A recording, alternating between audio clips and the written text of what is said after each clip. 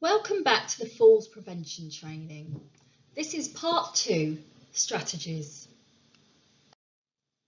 As a refresher, please remember to break up your training. Don't be a passive participant. Take notes, repeat, and do ask if you need to. The learning outcomes for this session are as follows. Understand why it's important to risk assess for falls. Describe the preventative measures and actions to take when risk factors have been identified. Apply falls prevention to your own area of work. So why is it important to assess falls risks? One is to identify the contributory factors to the individual's falls risk, whether they live at home, whether they reside in a nursing home or care home, or whether they are in a hospital environment. Now, this assessment can inform the basis of a multifactorial falls prevention intervention, which will ultimately improve the safety and quality of life for those in your care, whether they are at home, in hospital, or within a care home. Now, if within a care home or nursing home, this risk assessment should take place upon admission. And if it's the home environment, it should be when you do your home visit. When completing a falls risk assessment, it's useful to imagine a risk management cycle, with the first stage being identifying the risk factor or hazard that may contribute to somebody falling. So if we take an example with Mrs. Tripover, she has a rug on the floor, and that is a potential trip hazard. Next, we need to assess and analyse the risk, and therefore we need to consider how likely is it that Mrs. Tripover is going to trip over that rug. We can see from the falls history that she's fallen before. We know that her mobility isn't great. We know she's on medication. So the likelihood of her tripping over that rug is very high. And the consequence is a hip fracture or worse. So next we need to plan, what are we going to do about that rug? Okay, so with discussion with Mrs. Tripover, we could discuss the benefits of removing that rug. Now, it may be quite important to her, and maybe it can be put somewhere else. Some people have put it on the wall, just as an example. Next, implement that control. That is removing the rug and doing with it whatever you've discussed and agreed with Mrs. Tripover. And finally, review its effectiveness. So, has Mrs. Tripover fell in that area since that control measure was put in place?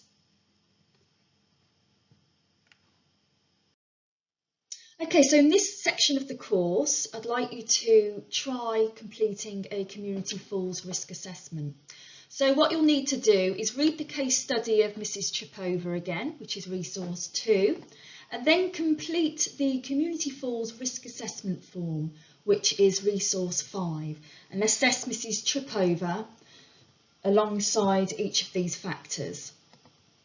So what you need to do is identify the potential risk factors that apply to Mrs. Tripover, and then decide whether a multifactorial falls referral is required. Now, normally you can refer to JCR for a falls risk assessment if somebody has 4 or more risk factors. Okay, so if you pause the presentation now and complete the activity, and then I will go through the falls risk assessment when you come back. Okay, so if we have a look at the form, we can see that the first falls risk factor is, has the person had a history of falls? So we know that Mrs. Tripover did fall within the past year, so that would be that risk factor ticked. The next one is the number of medications. So does the person take more than 4 medications per day? And we know from the case study that she does. So that's another one ticked. Alcohol intake. So does the person drink more than 1 unit of alcohol per day? There's no evidence to suggest this for Mrs. Chipover, so this factor doesn't apply. Postural hypertension. So does the person become dizzy on standing or sitting? And we know that this does apply to Mrs. Chipover, so that's another one ticked. So vision. Does the person have difficulty reading? Can they recognise objects? Or have they recently started wearing bifocals? Now we know from the case study that Mrs. Chipover does wear bifocals. Hearing. Does the person have difficulty hearing conversational speech? Again, there's no evidence for this in the case study. Footwear and foot care. So does the person have difficulty with foot care, which affects their mobility, or do they wear inappropriate footwear? And we know from the case study that Mrs. Chipover isn't wearing appropriate footwear, so that's another risk factor that applies. Balance. Does the person need to hold on to furniture or requires a walking aid? Well, we can see from the case study that Mrs. Chipover does have difficulties with her walking and balance. Transfers. Is there a lack of control when moving between surfaces? In the case study, there's no evidence to suggest this. Walking. Is the person unsteady on her feet, shuffles or takes uneven steps? And yes, this one would apply to Mrs. Chipover. And are there environmental hazards? Is the environment cluttered, or are there any slip or trip hazards? And again, this does apply to Mrs. Chipover as she fell over her rug. And finally, does the person have a fear of falls, and has their lifestyle changed due to this? And we can see that Mrs. Chipover has got a fear of falls and her activities have reduced since her previous fall. So again, that does apply. So overall, there are 1, 2, 3, 4, 5, 6, 7, 8, 9, 10 risk factors that do apply to Mrs. Chipover. So she would be eligible to be referred for a falls risk assessment by JCR. So what are the actions that we can take to prevent falls? Well, first of all, the knowledge of risk factors can help us to eliminate, avoid or reduce each falls risk, and these were discussed within part 1 of the course. And then we've got to have knowledge of the risk control options that are available that we can use to prevent falling, a long lie and or falling again. So this is what the rest of the course will be looking at.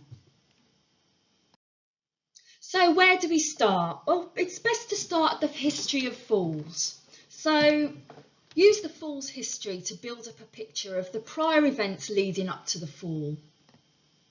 Knowing why, when and how a person fell can inform what interventions we put in place and which referrals we make.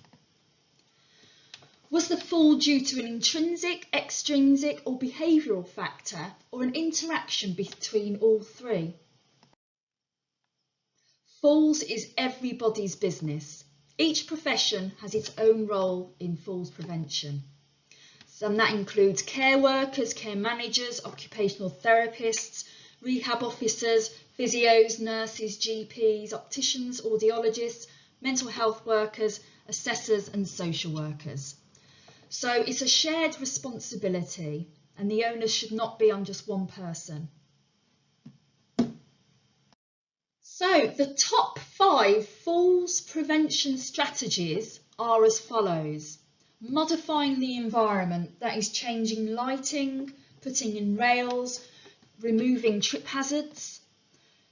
The person wearing the correct footwear and taking care of their feet. Medication reviews completed 6 monthly or annually. Addressing any visual or hearing conditions. And exercising for increased strength and balance. Environmental modifications, whether this is in the home environment or within a care home. Research from New Zealand showed that there was a 30% reduction in falls as a result of minor modifications such as rails. NICE 2004 showed that home safety interventions significantly reduce the rate and risk of falls and are more effective if carried out by an OT versus other personnel. So if you think somebody may need a rail or any other environmental modification, then do refer to occupational therapy services or to your in-house OT. Telecare solutions. So telecare is the continuous, automatic and remote monitoring of real-time emergencies and lifestyle changes over time in order to manage the risks associated with independent living. So it's basically care delivered at a distance.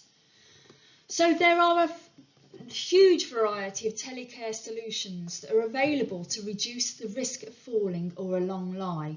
And you'll find the whole list in resource 6 for you to have a look at. So here are some of the common telecare solutions specifically for falls prevention. So you can see here that you've got your falls detector, your personal alarm pendant and the pull cord. These pretty much do the same thing. They don't prevent a fall, but what they do is they prevent a long lie. So if the person does fall, then the monitoring centre will be alerted to get emergency services out ASAP. There's also a bed occupancy centre, which can be quite useful if a person is living with somebody else, but they sleep in a different room. And if they do need help to go to the toilet, then the person can be alerted to assist the person to the toilet. There's also automatic lights. So these lights will automatically come on when the person gets out of bed so that they can see to find their way to the toilet. There's the GPS tracker, which again is for when you're in the community, and again if you fell then emergency services would come out ASAP. And there's also the telecare check system as well. Exercise plays a key role in preventing falls as it maintains muscle strength and challenges the balance system. It also increases people's confidence in their ability to do everyday things, so they will continue to be doing things for themselves and be less dependent. There are 6 simple exercises that have been recommended by the Chartered Institute of Physiotherapy, and you'll find these in resource 7, but please do discuss with a physiotherapist before doing this with any of your clients. Postural hypertension. So these are some strategies to reduce the symptoms. One is advise the person to take particular care in the mornings and to get out of bed in stages rather than one fell swoop. Avoid sudden changes in posture. So it's about being mindful. Avoid sitting and standing for long periods. Raise the head of a bed. And wear support stockings or tights. And also ensure that the person has a medication review. It's very important to check spectacles that people are wearing and to ensure that they're clean, current, that is the prescription is up to date, that they're correct, are they wearing the correct spectacles for the task they are undertaking, and indeed they are prescribed for that person. And also, if they have bifocal or varifocal glasses, how are they managing them, particularly when mobilising outside? Reducing the risk of UTIs can greatly reduce the risk of falls, and there are a number of ways to do this. Firstly, the person to drink plenty of fluids unless this conflicts with GP advice. Avoid or limit caffeine and alcohol intake as it can irritate the bladder. Keep the genital area clean. Wear breathable cotton underwear and change them at least once a day. And for those who are incontinent, then ensure that briefs or pads are changed promptly and frequently. And set reminders or timers for people who are memory impaired to try to get them to use the bathroom instead of an adult pad. Medication reviews are also very important with regards to falls risk. Medication reviews are a process by which a patient's use of medication is carefully reviewed to ensure that each medication taken is used appropriately, optimally, and that its benefits outweigh its harms. Medication management can reduce interactions and side effects that may lead to falls. Qualified professionals will be able to stop, reduce, or change medications for optimal benefit.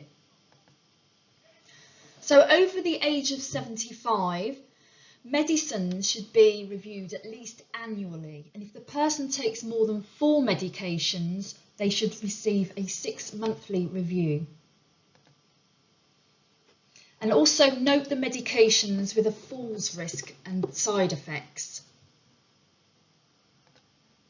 So there are referrals that can be made if you are concerned. One is the medicines optimisation team, and these are normally allocated to certain care homes. There's the GP, and then for any psychiatric medication, there's the psychiatrist and mental health nurses. Using a mobility aid can greatly reduce the risk of falls if used correctly. For equipment to be safe and effective, it needs to be prescribed by a professional, adjusted to the correct height, in a good state of repair, used correctly, and is it being used, or is the person forgetting to use it? Good foot care and appropriate footwear is also very important in reducing the risk of falls. So ensure that the person doesn't have any foot problems like corns and calluses, that they haven't got long toenails that can impair their mobility, weak ankles, any foot infections like verrucas, that they're not walking with bare feet, socks or tights, and that they're not wearing soft, loose-fitting or open-backed footwear. There's a lot of useful tips within Resource 8, which is Age UK's Best Foot Forward guide.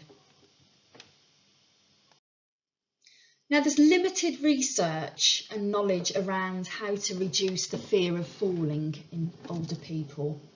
However, there's been some techniques that have been quite effective.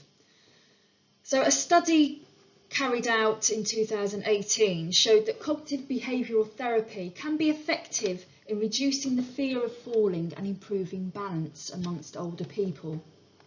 There's also relaxation techniques that can be used before somebody starts mobilising. There's exercise to obviously build confidence and strength, and controlled breathing techniques can also reduce that anxiety. However, always remember that any of these programmes must be delivered or supervised by appropriately trained personnel. Welcome to the final part of the case study for Mrs. Chipover. So if you look at Resource 9, you'll find a table, and on the left-hand side are all the risks that I've identified pertaining to Mrs. Chipover. On the right-hand side, what I'd like you to do is to consider what strategies, advice and referrals that you would make to ensure that Wynn's risk of falls is reduced and that she continues to remain at home.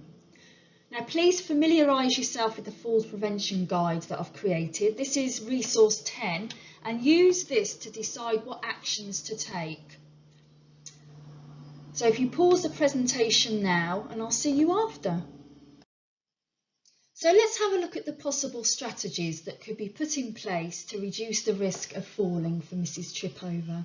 The first one could be to refer her to the GP for a possible vitamin D and calcium supplement prescription.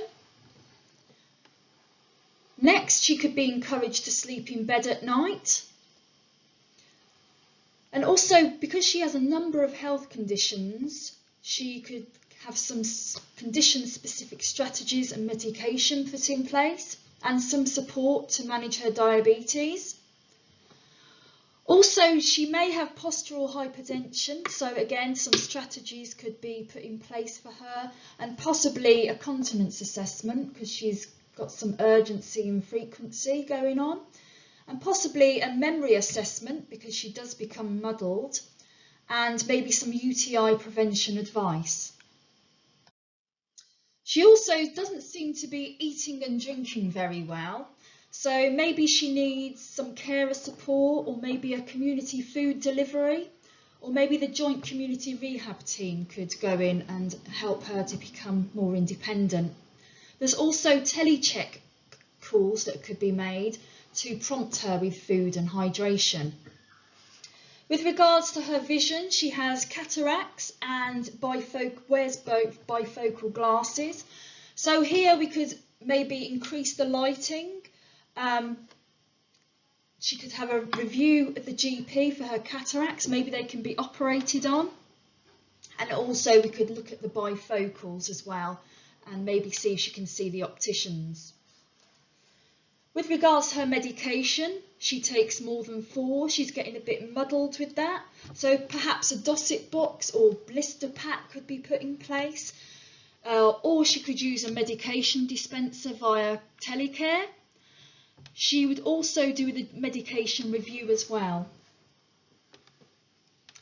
Next, she's got quite a few medications. She's got more than 4. And some of these on their own are a single type risk for falls, namely the citalopram and the codeine. Atenol and laxatives are also a medium risk. So again, a GP review could have a look at them. With regards to her balance, she was giddy on standing and unsteady on her feet. So she could have postural hypertension, so put in some strategies there. And she could also have a mobility assessment via physiotherapy as well.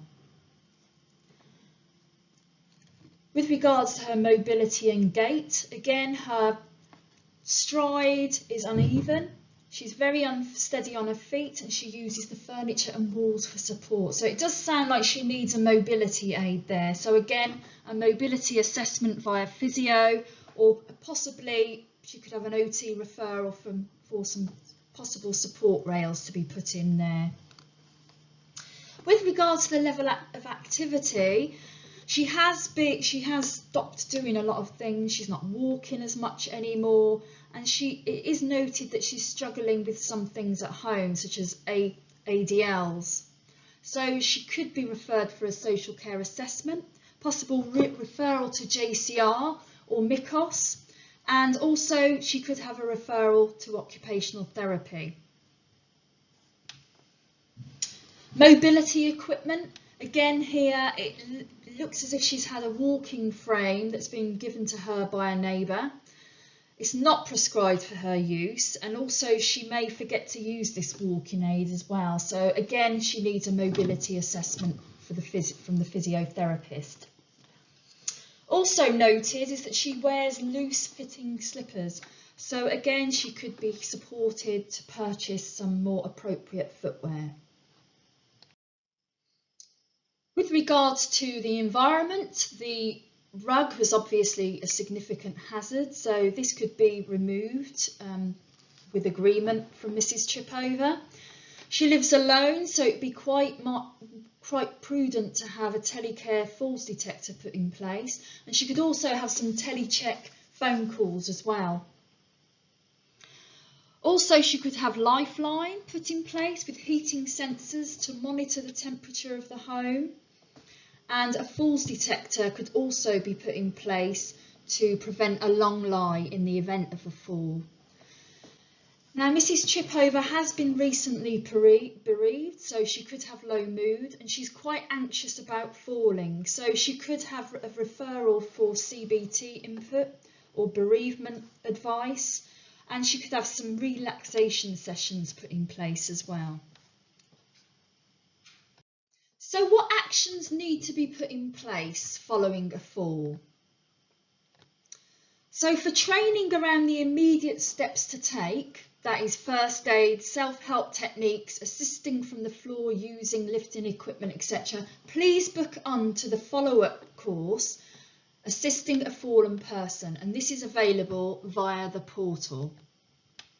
Make sure you complete any accident and incident reports. Analyse the cause and identify patterns, and you can do that using a measles chart. Review falls risk assessments and support plans. Implement any action to prevent a reoccurrence. Refer to other services if required. And discuss with the family and the resident and gain their consent for the actions. And remember to notify the relevant departments such as CQC and raise a safeguarding concern if required. On a final note, please remember that a multi-professional approach is often needed. The actions you will be able to execute will be in accordance with your professional boundaries, your skills, knowledge and experience, your knowledge of the local services and referral systems, and always inform your manager if you're concerned about a person's falls risk and document this clearly. So now we come to the falls prevention quiz answers. So this is the questionnaire that you completed at the beginning of part 1 of the falls prevention training. So question 1, what does AIEE stand for when talking about falls prevention? And the answer was all of the above. So it's assess, identify, exercise and educate. Question 2. In the UK, how many older adults ages 65 and over living at home will experience a fall? So it's been estimated that 1/3 of the population above 65 will fall each year, and this risk further increases with age. So the answer is 1 in 3.